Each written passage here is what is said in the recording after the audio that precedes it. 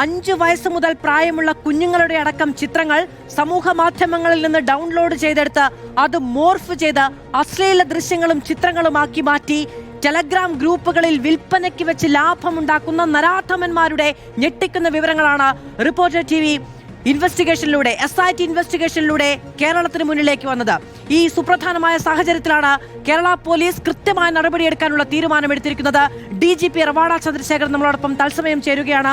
വളരെയധികം നന്ദി സാർ. ആദ്യം തന്നെ ഞങ്ങളോടൊപ്പം ചേർന്നതിന് ഞങ്ങളൊരു പുതിയ ചുവടുവെപ്പാണ് നടത്തുന്നത്. കാരണം സൈബർ അതിക്രമങ്ങളുടെ പേരിൽ, സൈബർ തട്ടിപ്പിന്റെ പേരിൽ, സൈബർ ഇടങ്ങളിൽ അപമാനിക്കപ്പെടുന്നതിന്റെ പേരിൽ കേരളത്തിലെ സ്ത്രീകൾ, കുഞ്ഞുങ്ങളടക്കമുള്ളവർ അനുഭവിക്കുന്നത് അതിന്റെ അങ്ങേയറ്റമാണ്.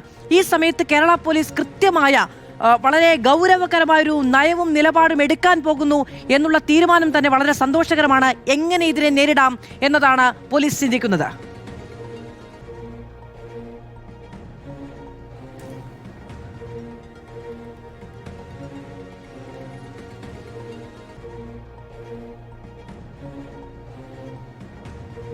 സരംഗിക്ക് കേൾക്കാമോ?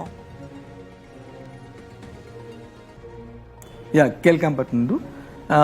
നമുക്ക് women those who are facing online abuse, അത് ഫിസിക്കലായിട്ട് മറ്റേ അബ്യൂസീവ് കണ്ടന്റ് ആയിക്കോട്ടെ, അല്ലെങ്കിൽ കോമെന്റ്സ് ആയിക്കോട്ടെ, അല്ലെങ്കിൽ മറ്റേ അവരുടെ മുകളിൽ മോർഫിംഗ് പോലത്തുള്ള കാര്യങ്ങൾ ചെയ്യുന്ന ഹരാസ്മെന്റ് ഉണ്ടെങ്കിൽ അവർ ഉടൻ തന്നെ they can report the matter to the platform so that അവർ പെട്ടെന്ന് അതിന് കണ്ടന്റിന് ബ്ലോക്ക് ചെയ്യാൻ വേണ്ടിയും റിമൂവ് ചെയ്യാനുള്ള ഒരു നടപടി സ്വീകരിക്കുന്നതാണ്.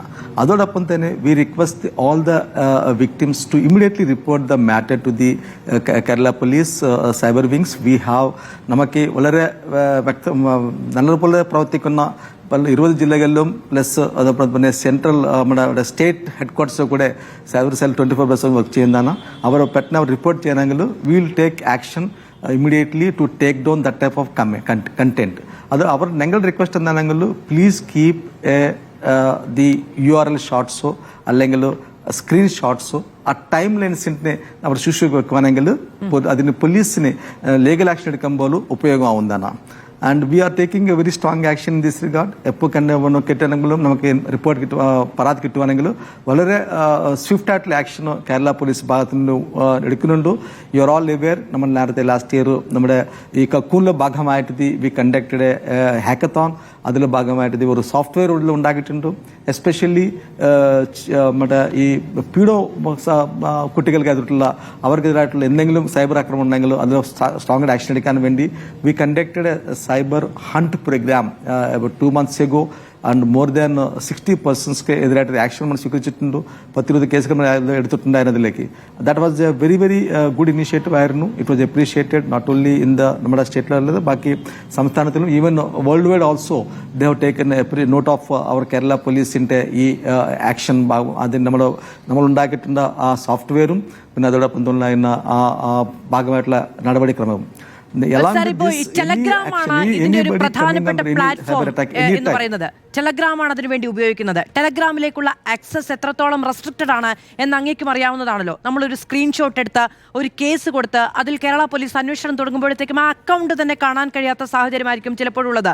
ഇനി അക്കൗണ്ട് പൂട്ടിക്കുകയൊന്നും സാധ്യമല്ല. സ്പാമായി മാത്രമാണ് ടെലഗ്രാം ആ അക്കൗണ്ടുകളെ, ആ തരത്തിൽ റിപ്പോർട്ട് ചെയ്യപ്പെടുന്ന അക്കൗണ്ടുകളെ പരിഗണിക്കുന്നത്.